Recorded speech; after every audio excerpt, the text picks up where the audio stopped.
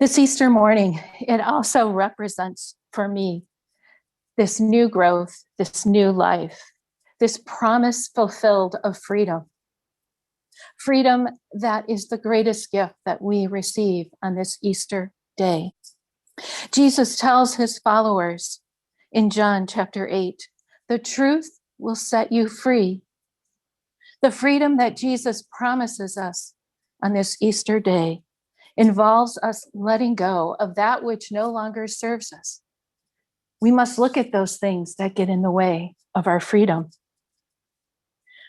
Jesus speaks of this freedom when he's talking to his disciples. He tells them to make my word your home, and you will be my disciples. And when we can do this, when we can make our home in him, then we can truly see we are opening up to a greater understanding of this truth, the truth that Christ himself will set us free. We see this greater understanding with Jesus and Mary at the tomb. We know from the scriptures that Mary goes in the morning, it's before dawn, and she goes to the tomb and she finds that the stone has been rolled away. She goes and she gets the disciples and she comes back with them. They go in the tomb. They see the dressings that are on the floor. They see that he is not there. They don't understand yet what has happened. So they return home. But Mary, she stays. She is in deep grief for the loss of Jesus, and she stays at the tomb. There is a man that approaches her, a stranger. She's thinking he's the gardener. And he says to her, "Woman, why are you weeping?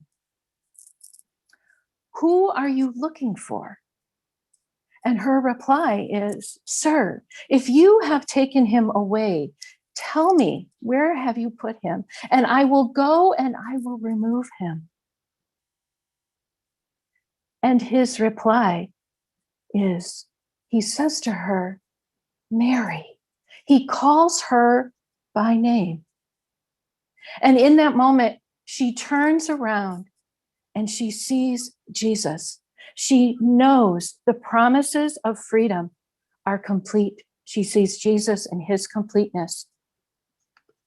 So this Easter morning, I encourage all of us this day of resurrection to stop and listen. Can we hear Jesus calling our name?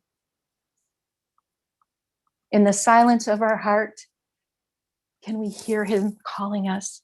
Can we turn like Mary did, turn around and see him in his full freedom?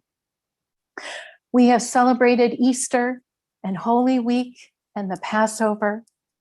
And as a reminder, Jesus declared, and also as the Israelites were getting ready to enter the promised land, there was this declaration that you will love the Lord your God with all your heart, with all your soul, and with all your mind on this Easter Sunday of freedom that is here for each of us to experience. We know that God is present here in this moment, here and now. We are complete in his freedom. I want to thank Monk Christy Lavigna for allowing me to use this picture. For to me, it represents freedom. It represents that resurrection energy of new growth and new life.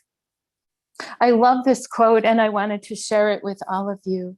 "I saw the angel in the marble and carved until I set him free." And that is what Jesus has done for us on this Easter Sunday, for each and every one of us. He has set us free. And so now let us take a moment, let's listen, let us stand at the tomb and hear our name being called.